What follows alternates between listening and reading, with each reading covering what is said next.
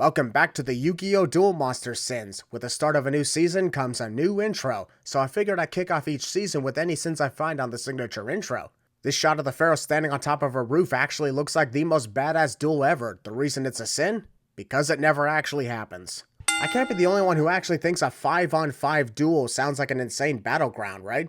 But since this scene obviously never happens, I'm left questioning what these rare hunters are doing and who they're all possibly dueling at once. The one thing I'll give this intro credit for is fooling the viewers into thinking the Pharaoh will straight up duel Maracle this season, hiding the revelation of Maracle's dark side, or darker side considering they're both villains here.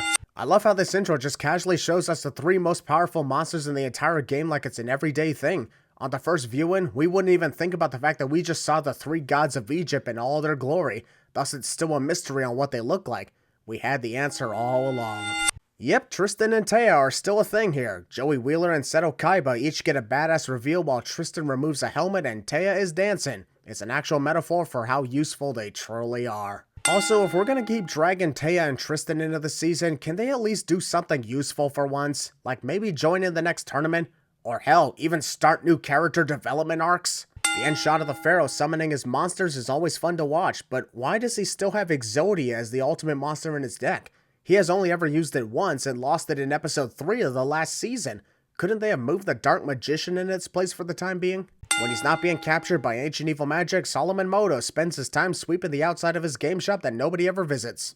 No thanks, we're already late. If you're late for school, why are you even here? You don't have to wait for Yugi, you know. Yugi, Taya's here! I'll be right there, Grandpa! There is no way in hell that Yugi heard that since he's on the upper floor with the windows closed. Still trying to wrap my mind on how Joey could hear Yugi while in the ocean that one time. Seems like everyone wants their hands on it lately. Yugi hints that people have already tried to steal his Millennium Puzzle. Did something happen in between seasons? Because, aside from Thief King Bakura, nobody has ever tried to forcefully remove the puzzle from him in the first season.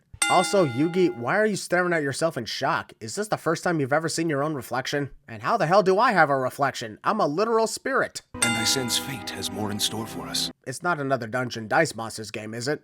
Alright, the soccer game. Yes, the important soccer game that we're never going to see because it doesn't involve trading cards. You don't really care much about sports, do you? With how obsessed you are with Yugi, I'm shocked you haven't figured that out by now. If something doesn't involve card games, Yugi won't give a damn. Step up, boy, and I'll reveal the secrets of your future. It's one thing to believe the Pharaoh has a destiny ahead of him, but Yugi can't seriously be this stupid to fall for the gaze into the crystal ball scam, could he? The answer is unfortunately, yes.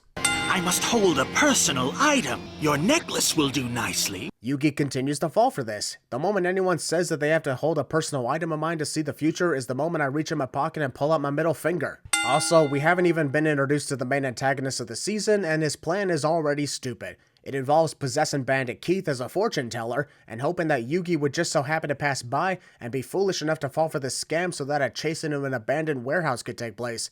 Like, what if Yugi said, nah, I'll pass and walked away? He's getting away, what do we do? As always, Taya, you are a fucking useless bitch. A guy just swiped my Millennium Puzzle and ran away, and why the fuck are you not running after him immediately? If Yugi means so much to you, then run after the guy. Yugi will catch up. I can't lose the spirit of the puzzle. Then why are you just standing around? Move your ass! And I'll track it down with my Millennium Ring. And I'll also be sure to say that as loud as possible so that any random asshole can hear every word I say. Also, I don't know how long it's been since the Duelist Kingdom tournament, but what is the Thief King doing by now? He's secured the Millennium Ring and the Eye, and he knows where Yugi lives. So why hasn't he tried to take the puzzle by now, instead of aimlessly wandering the streets? Show me the way. The ring is already showing you the way. If I control all the Millennium items. Sure, it's a little recap in case we have forgotten about Bakura and the Spirit of the Ring, but hang in there, folks. We are about to hear the phrase, "Soon this will be mine," many times to the point where it becomes permanently engraved in your head. But I can't have you and your sniveling friends. That is not how paper being taped to the wall works. The moment you tear it off the wall, you'd be lucky that it's still intact, but the tape has also worn out its usage. Also, if the Thief King doesn't want Taya or anybody else finding Yugi, why doesn't he just take down every last arrow and get rid of them? Pointing in multiple directions won't help because they're still on the wall in the same place they were at before. Then anybody can just follow the paper to the warehouse. You and I are going to duel. Sorry, but there's a problem. I packed up for a soccer game that doesn't involve trading cards. My deck is back in my house. Nah, I'm just kidding. Yugi would be arrested for treason if he didn't carry his deck on him at all times. So did Maracle purchase this dueling arena and place it in this random warehouse once again on the very case that Yugi will be stupid enough to fall for a fortune teller trick? Lucky for him this works, but it's full of plot holes. Ancient secrets of which you and even the spirit are unaware. But you're aware of those powers and secrets now because I just told you that they exist. You may not know what exactly they are, but you know that secrets exist. Seriously, Maracle should have kept that last part to himself because Yugi by this point is clueless to everything. If I have to duel, I'll need the spirit of the puzzle to help me. If Yugi needs help from the Pharaoh, that just proves he doesn't know shit about how to duel. Why am I supposed to root for him again when the Pharaoh is the real main character here? I can barely hear you, Yugi. The Pharaoh can barely hear Yugi due to him standing so far away from the puzzle, but from the position where the puzzle is located, literally below where Yugi will be dueling, surely the connection should improve, right? The puzzle doesn't literally have to be around Yugi's neck in order for them to stay connected, as they've spoken time after time without it. But I've never fought a duel without you. What about the time you faced Rebecca Hawkins? Much as I'd like to forget about that encounter, the Pharaoh was nowhere to be found when that happened, and you dueled circles around Joey Wheeler when the series first started. Ah, the dueling rings and their constant size changes depending on the camera angle. Defense mode. Bandit Keith places his monster in face-down defense mode as shown with the blinking light, yet we can see the card is face-up in the same shot. What's the matter? Don't you have the courage to face me head on? Tell me you know nothing about duel monster strategies without telling me you know nothing about it. And why am I saying this to fucking Yugi Moto? And it also requires us to draw 5 new cards. Joke's on you, you just made me draw the 5 new pieces of Exodia I managed to acquire. Now the puzzle is mine again. Get fucked. Yugi is hanging on to only the first card in his new hand while the rest of the cards are literally suspended in midair held up by nothing. Are we sure Yugi needs the puzzle to do magic tricks here? There's only one player I know whose deck is filled with machine cards. So the obvious Bandit Keith voice didn't give away that this guy is Bandit Keith, but the machine cards did? Help me. You'll never free yourself. He kinda did right there. I play Machine King in attack mode. Did Bandit Keith just summon a bunch of monsters in one turn? Well, he is American, so following the rules probably doesn't apply. But how can I defeat him without the spirit? Believe in the heart of the cards, you motherfucker! Isn't that what you always praise here? Sounds hypocritical when you're not taking your own advice. Taya's cat has gotten sick. We need to take it to the vet. This somehow works. No wonder these guys haven't gotten expelled from the school they never attend. The faculty are a bunch of idiots who don't know shit. Save that little kitty! Are we positive that the gang didn't run into an invisible barrier? Because they are not moving from the spot they are running from. I play Curse of Dragon, and I play Gaia! Does Season 2 rules mean that multiple monsters can be summoned in one turn now? No wonder Seto Kaiba stepped in and switched things up. This game has gotten far out of control. So why don't you stop resisting and just hand over your puzzle to me? Maybe because you made such a huge deal about how the puzzle can only be won in combat? He's assembled an army of the most rare and powerful machines and duel monsters. Well, that's gotta be the most disappointing assemble of machine monsters if these are supposedly the most powerful in all of duel monsters. This arrow was switched and reversed by Thief King Bakura earlier, yet it's back to its original position in this shot. How are we gonna find him? Like I mentioned earlier, just follow the fact that there are papers on the walls. All the Thief King did was switch their directions. The only reason this dark fog would be surrounding the warehouse is if there's a fire nearby or this duel turned into a Shadow Realm game. Sure, Bandit Keith is under the control of Maracle Ishtar, but this is just your average duel.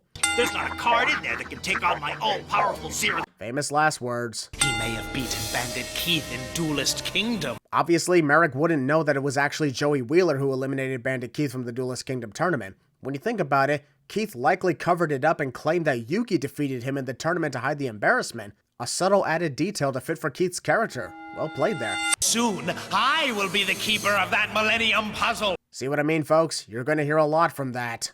A lot. And now I'll play this. Zero. Attack. But now I activate Mirror Force! I'll block your reflection. I gotta say, the second episode of this arc was much more entertaining. For once, we have an actual back and forth segment. One face-down card to counter another and usage of smart strategies. I'm not getting too excited because this show has let me down a lot in the first season, so here's to hoping the season gets better. How did the Thief King get up there? Nowhere on the outside of the warehouse showed stairs or a ladder leading to the upper balcony. And last I checked, the Millennium Ring doesn't exactly have flying capabilities here. Ring, sever the strings that bind this man. Well, that was easy. The Millennium Rod is supposedly one of the most powerful out of the 7 items, yet this is the beginning of showing that it only has bitch-ass powers. I can give the Thief King a pass here because he's the ultimate villain, but trust me, it gets way easier for the rod to lose its powers. I've got to destroy it! You mean to tell me that all of this could have been easily avoided because Maracle decides to make Bandit Keith smash the one item he's so obsessed with? What happened to the I can only win the puzzle by winning a duel situation? Did Maracle seriously just give up on his quest? Hey, don't! The Millennium Puzzle can easily be shattered from a simple smash on the wall. In later seasons, there will be many occasions where Yugi literally falls on his front with the puzzle on his chest, yet it somehow remains intact. This shot of the ancient resting place of the 7 Millennium items makes it seem like the rod is actually a circle staff while the key is humongous compared to the other items. The next episode of this series makes the supposed reveal that the Pharaoh within the puzzle was the ancient one from 5,000 years ago. Unfortunately, the pilot episodes beat you to the punch with this one silhouette. Transfer a portion of my spirit into this piece of the puzzle. Thief King Bakura hints that he will manipulate a good portion of the season by always being near Yugi inside the Millennium Puzzle. Hell, the intro shows him a lot throughout, but instead he's occasionally here and there and doesn't do shit inside the puzzle until the final season of the show. If he wasn't going to do anything at the start of Season 2, why wait all the way to the second section of Season 5? You could still win the match and claim my prize! But I thought you didn't care anymore and forced Keith to smash it to pieces. Make up your freaking mind, will you? I'm sorry, but even if this is a children's anime, the moment gas gets lit ablaze causing an explosion, that entire warehouse is going down immediately. Someone may need our help. Lucky for them, that someone turned out to be Yugi, but they didn't know that. Their best friend is in danger of being kidnapped and they choose to abandon the mission to help someone else. It would make them sound less of an asshole if Tristan said, maybe Yugi's in there and he needs our help. It would make them sound less of an asshole if Tristan said, maybe Yugi's in there and he needs our help, instead of, fuck Yugi, let's save someone else instead. Yugi does everything to unhook the Millennium Puzzle except for literally unhooking the clip. He's tall enough to reach the clip, not to mention there's only 2 combination locks on it, so there's only 100 possibilities that could easily be solved in 2 minutes. But instead he figures all hope is lost, so let's put the puzzle back together and die in the fire. All this chaos could have easily been avoided by using his head. I can't get out those windows! But you can exit through the door Bakura went through moments ago since the fire hasn't reached your side of the warehouse. The puzzle itself is not flammable, plus it's a magical item, so it's worth leaving the burning place just until the fire gets extinguished. We'll try to get in. You call 911. But we're in Japan, or maybe all this time we really are in America. Had to say it one last time since we will never see Bandit Keith ever again. What kind of kicks are those? Even if I don't make it out, at least he will! So you're not actually afraid of the puzzle being set on fire? If that was always the case, why didn't you just leave and save yourself? This is not heroic. This is stupid. You go grab Yugi's deck! You mean the deck that somehow hasn't been incinerated by the fire or gotten worn out from the heat of the smoke? Sure thing. Tristan, Joey, can you hear me? You're kind of far away from the building and they're surrounded by fire, so obviously they can't hear you. And then Joey accidentally undershoots it and whacks Yugi in the head, knocking him out. Also, no wonder the Pharaoh had to reach into Joey's head in the Japanese edition to tell him to put the pole through the bolt. Hammering it is just going to sink it further inside the wall. Also, this is one of those changes 4Kids really didn't have to do. Here, Joey comes up with the idea of placing the pole inside the bolt to pull it out, but in the Japanese edition, the Pharaoh reaches out to Joey, making Joey realize there really is a Pharaoh within the puzzle. And that would have been epic to keep in. How can I ever thank you guys for saving my life? Maybe you can finally teach Tristan how to play duel monsters and he can join the gang and be an amazing duelist. But instead he remains demoted to cheerleading squad with Taya.